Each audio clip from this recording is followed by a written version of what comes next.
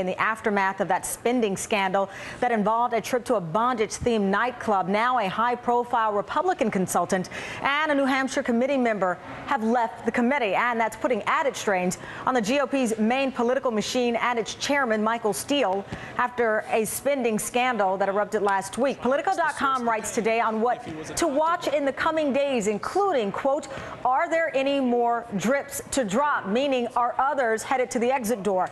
And there seems to be a, quote, deafening silence from RNC members. But could that change into an organization effort to push, or organized effort to push Steele out? Brad Woodhouse is the communications director for the Democratic National Committee. Brad, thanks for joining us. Hey, Tamara, thanks for having me. So I feel kind of bad here because obviously you're a Democrat. The Republicans will probably watch this and say, this isn't fair. Let us explain. Right. But there are reports that Democrats are really happy about this and, in a sense, reveling in what is turning out to be a really bad situation for the RNC. What do you say to that? Well, look, I mean, look, in a political situation, anytime your opponent is shooting himself in the foot, I mean, either you try to help them or you get out of the way. But the truth here is there's a lot bigger issues than Michael Steele, and this is a lot bigger issue than the Republican National Committee. I mean, this goes to their leadership in Congress. It goes to their previous governance when President Bush was in office, when they were running the Congress. Tamron, they know how to oppose things like health care and the Jobs Bill and the Recovery Act, but they can't run things. They couldn't run the government when Bush had it.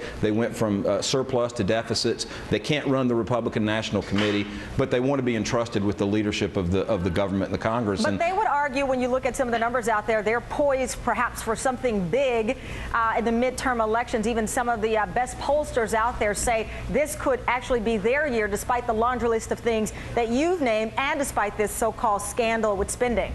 Well, look, I think historically you would expect the Republicans to have gains. I think they've gone so far as to say that they're going to take the House and the Senate back. We don't agree with that. We think we'll hold the House and the Senate. But history as a guide says that, yeah, they'll do well. They'll pick up some seats in the House and in the Senate. That's the tradition of midterm elections for a president in his first term. Let me ask you about this report. It's a website, The Daily Caller, and it is reporting that last year the RNC struck a deal with the Michigan Republican Party that if the state party could raise what turned out to be $500,000 for the RNC from its donors, the committee would immediately give the money back. In a sense, though, they would benefit because the RNC would appear to have had a lot of fundraising dollars coming in. The Michigan GOP says there was no deal and caused this patently false. What do you know about this? Well, I don't know any more than what the Daily Caller reported. I do think this raises another distraction for the Republican National Committee. I mean, it has been drip, drip, drip, and I expect that maybe there'll be more.